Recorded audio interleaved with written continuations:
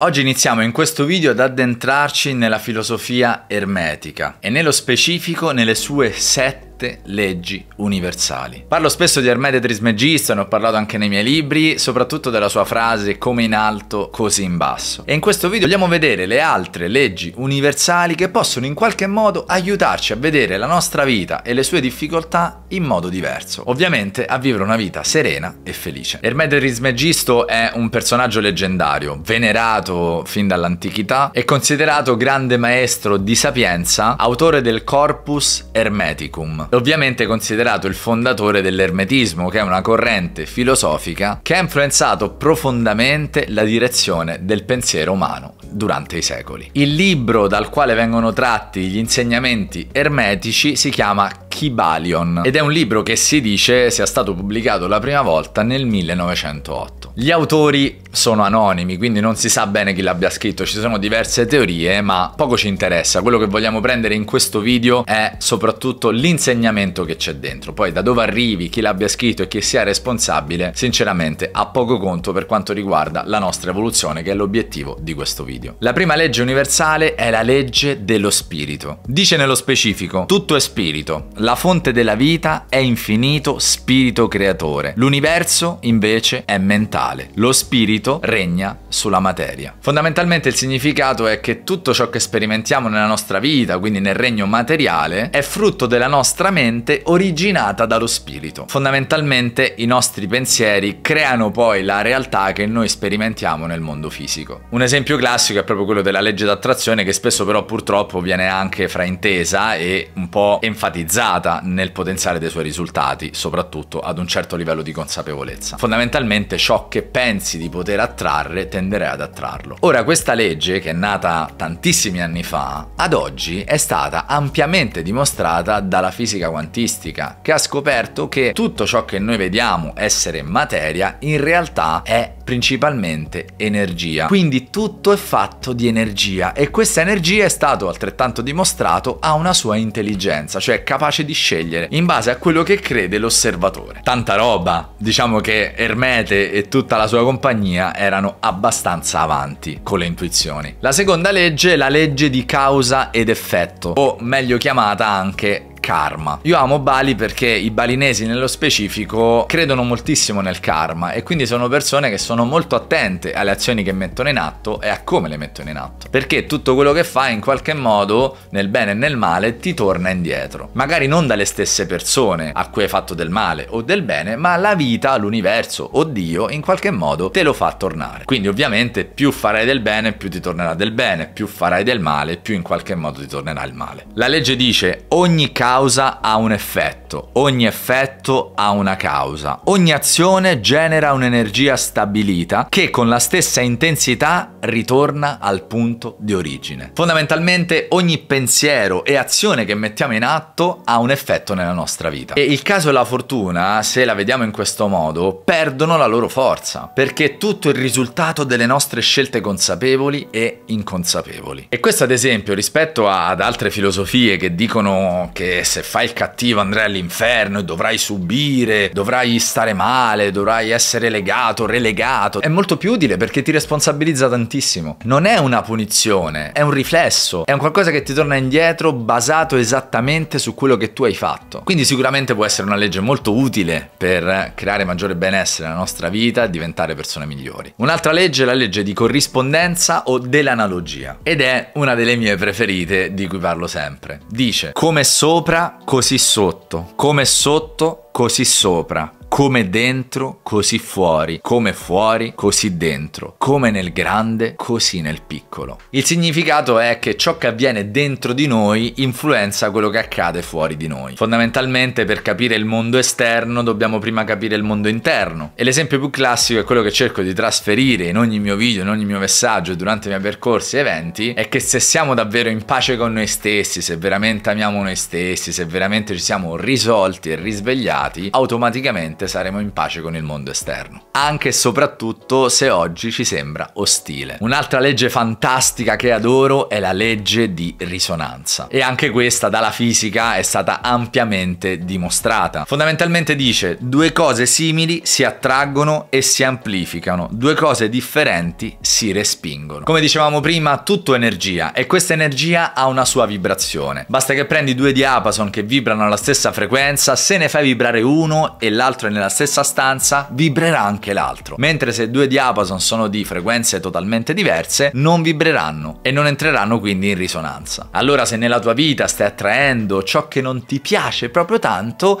probabilmente tu sei in risonanza con tutto ciò. Anche magari facendo il contrario, perché in realtà c'è qualcosa di irrisolto dentro di te che ha ancora bisogno di attrarre quel tipo di energia per evolversi. E allora è in risonanza. Questa legge la adoro tantissimo ed è anche abbastanza fastidiosa per le persone inconsapevoli, perché ti responsabilizza molto e perché soprattutto ti dà l'opportunità di prenderti davvero le tue responsabilità, smettere di puntare il dito all'esterno e iniziare a puntare il dito verso di te. Non con delle accuse, dei giudizi, generando senso di colpa, ma permettendoti di prenderti le tue responsabilità per cambiare. Un'altra legge fantastica è la legge dell'armonia o dell'equilibrio e dice: il fiume della vita si chiama armonia. Tutto aspira all'armonia e all'equilibrio. L'energia più forte determina quella più debole, stabilendo un equilibrio tra le due. Il significato è che l'universo è perfetto, si chiama anche legge di entropia. Tutto si compensa. Se mettiamo il ghiaccio all'interno di un bicchiere d'acqua, il calore dell'acqua tenderà a scaldare il ghiaccio, che in questo modo si scioglierà e creerà un equilibrio, trasformando l'acqua in un'acqua all'inizio più fredda ma sempre di più tiepida, perché tutto ciò che esiste tende all'equilibrio. E se ci pensi è anche un po' l'ambizione, spesso nascosta e inconsapevole, che abbiamo tutti noi nella nostra vita. Trovare equilibrio tra il lavoro, la vita privata, le relazioni, le amicizie, lo svago, ed è proprio il lavoro di coaching che facciamo noi con i nostri allievi. Li aiutiamo proprio ad essere soddisfatti nelle loro aree più importanti, a trovare un equilibrio, un'armonia tra le stesse. La sesta legge potentissima è la legge del ritmo o dell'oscillazione. Dice che tutto scorre dentro e poi fuori, tutto ha il proprio ritmo,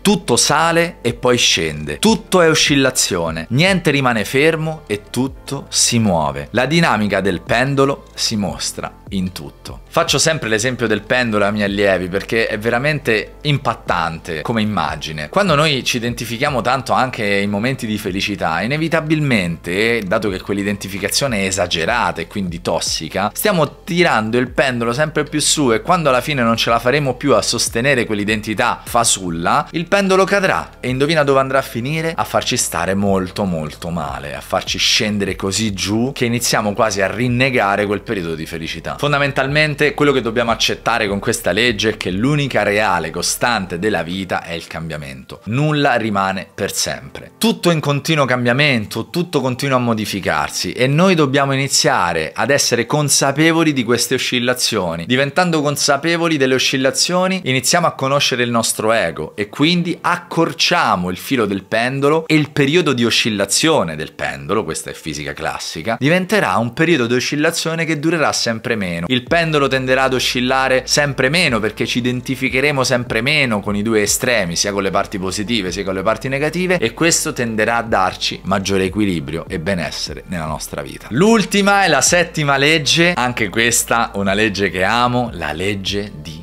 polarità. Fondamentalmente dice: tutto ha due poli, tutto possiede una controparte. Basta che pensi a alto e basso, freddo, caldo, lungo, corto, difficile, facile, positivo, negativo. Come vedi c'è sempre un opposto, c'è sempre una polarità in ogni cosa. Fondamentalmente gli opposti che noi spesso vediamo in modo dualistico sono estremi della stessa cosa. Il bene e il male fanno parte della stessa dinamica e infatti proprio l'accettazione del male, non l'identificazione con il bene, che porta ad una risoluzione del male e quindi ad un equilibrio tra le due parti. Quando noi invece ci identifichiamo tanto con il bene giudicando il male, tendiamo a fare l'esatto contrario, ovvero ci allontaniamo sempre di più e creiamo ancora più polarità. Quindi il male si rafforzerà e il bene anche, ma nonostante tutti gli sforzi il male resterà. Questo video è veramente figo, mi auguro che ti abbia dato degli spunti di riflessione, sono tematiche che approfondiremo nei prossimi video, quindi se ancora non l'hai fatto inizia a seguire il canale, perché di video come questo ne facciamo tantissimi, ogni settimana ne postiamo uno. Inizia a seguirmi se ancora non l'hai fatto, lascia qui un commento, fammi sapere se già applicavi una di queste leggi nella tua vita o se inizierai a farlo, come lo farai, così questa chat diventa anche un modo per confrontarci e per crescere insieme. Seguimi anche su Instagram se ancora non lo fai, perché anche lì faccio degli approfondimenti e come al solito ti auguro di prenderti davvero